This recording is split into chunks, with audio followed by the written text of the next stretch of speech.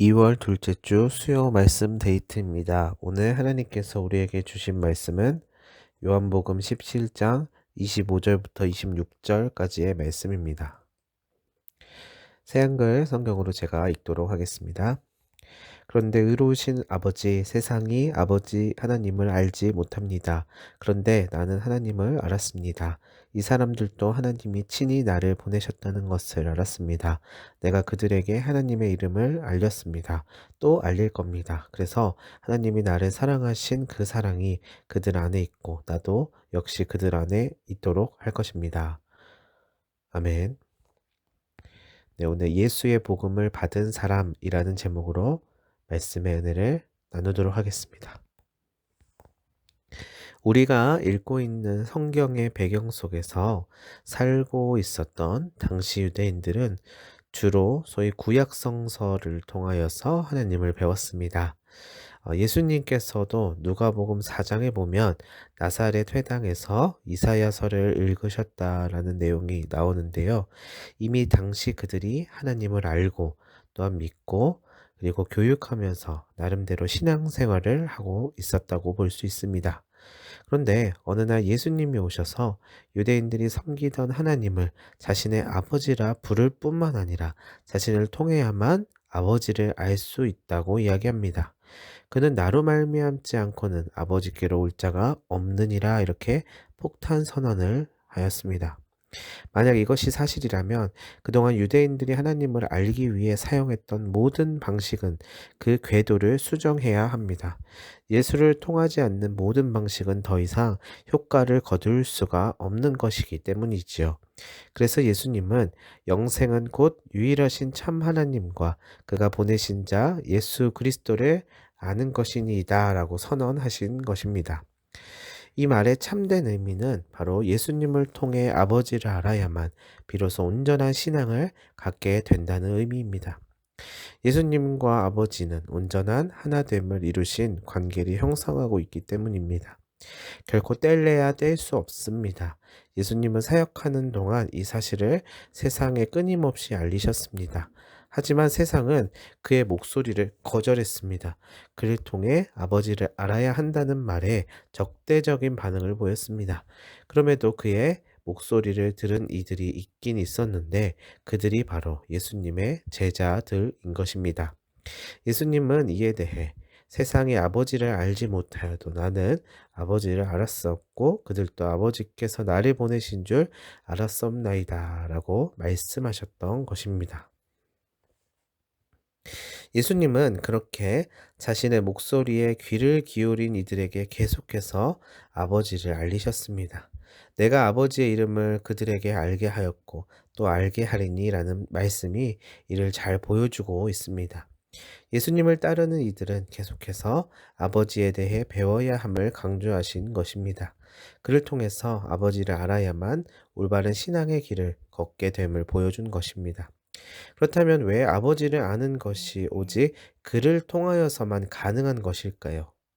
예수님은 나를 사랑하신 사랑이 그들 안에 있고 나도 그들 안에 있게 하려 함이라는 말씀을 통하여 답을 하셨습니다. 아버지의 사랑이 예수님을 통해 그들 안에 머물게 된다는 이야기를 하신 것이지요.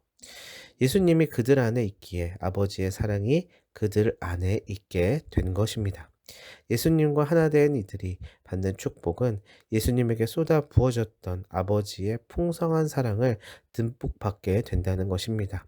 예수님을 믿고 나서 우리가 체험하게 되는 것은 언제나 아버지 하나님의 넘치는 사랑입니다.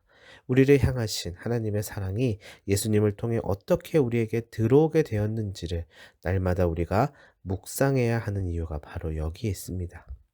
우리를 어느 정도로 사랑하시는지를 배울 뿐만 아니라 우리의 인격으로 다시금 소화시키는 일은 우리의 삶에서 너무도 중요한 일임을 잊지 말아야 합니다.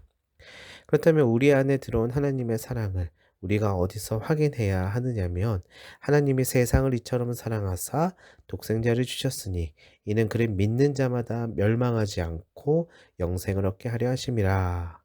바로 이 요한복음 3장 16절의 놀라운 선언을 믿는 것입니다. 이를 단순히 죽으면 천국에 간다는 미래 보장을 해주는 정도로만 이해해서는 안 됩니다. 이제부터 영원까지 우리 안에 들어온 하나님의 사랑으로 우리가 살게 됨을 보장해 준 것입니다. 또한 예수님을 통해 우리 안에 들어온 하나님의 사랑보다 더 큰 사랑이 이 땅에 존재할 수는 없다는 것을 확신하게 됩니다. 여러분, 오늘날 이 사랑을 받은 이들이 모인 곳이 어디일까요? 바로 교회 공동체입니다. 그렇다면 이 사랑을 받은 이들이 모인 교회 공동체는 무엇을 서로에게 표현해야 하는지는 분명해집니다. 그것은 하나님의 사랑일 수밖에 없습니다. 그러므로 우리가 늘 표현해 주어야 하는 것은 나를 통해 드러내실 하나님의 온전한 사랑인 것이지요. 우리 모두가 예수님 안에서 죄인을 사랑하신 하나님을 느끼고 경험하며 닮아가야 하는 것은 교회에 포기할 수 없는 사명이어야 합니다. 이 사랑을 교회의 모든 이들이 나눈다면 하나님의 뜻을 수없이 오해하였던 과거 이스라엘 백성들과 같이 되지 않고 복음으로 거듭났었던 예수님의 제자들과 같이 될 것입니다. 우리의 복음은 다름 아닌 사랑입니다. 이 사랑이 도대체 무엇인지 한번 깊이 생각해 보십시오. 자기 자신만을 생각하는 것인지 아니면 그저 인심 좋은 사람이 돼야 한다는 말인지 참된 사랑의 모습을 알고 싶다면 다름 아닌 예수를 바라보시기를 바랍니다. 우린 그분을 느끼고 나누고 전하는 자리에 있다는 것을 분명한 정체성으로 가지시기를 바랍니다. 또한 인생의 끝날까지 그 예수에게 붙들림 받은 사람이 되기를 간절히 소망합니다. 기도하겠습니다. 하나님 아버지, 우리를 구원하신 분은 돈과 명예와 이 생의 자랑과 욕망이 아니라 다름 아닌 예수 그리스도이십니다. 주님을 통해 나의 인생이 변한 것처럼 우리도 그 복음의 능력을 깨달아 알아 많은 이들에게 나누고 전할 수 있는 사명자가 되게 하시고 생명을 살리고 변화의 기쁨을 경험할 수 있게 하는 제자가 되게 하여 주옵소서. 감사하며 예수님의 이름으로 기도합니다. 아멘.